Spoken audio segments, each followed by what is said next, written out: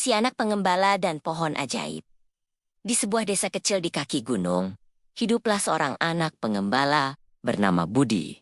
Setiap hari, Budi membantu orang tuanya dengan merawat keming-keming mereka di ladang dan menjaga kebersihan alam sekitar. Ia selalu bekerja keras dan berbakti kepada orang tua, tidak pernah mengeluh meskipun lelah. Suatu hari, saat Budi berjalan di hutan untuk mencari kambing yang hilang, ia menemukan sebuah pohon yang tumbuh sendiri di tengah padang rumput. Pohon itu bercabang hijau daun lebat dan buahnya berwarna merah menyala. Penasaran?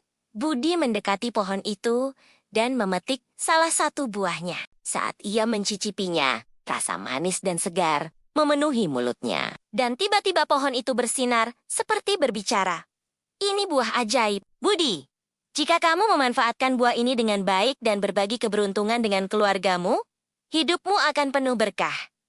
Budi sangat bahagia dan berterima kasih. Ia pun memetik beberapa buah dan membawanya pulang. Di rumah, ia berbagi buah itu dengan orang tua dan tetangga, lalu memberitahu mereka tentang pohon ajaib tersebut. Sejak hari itu, Budi dan keluarganya menjaga pohon itu dengan baik dan selalu bersyukur atas keberuntungan yang diberikan.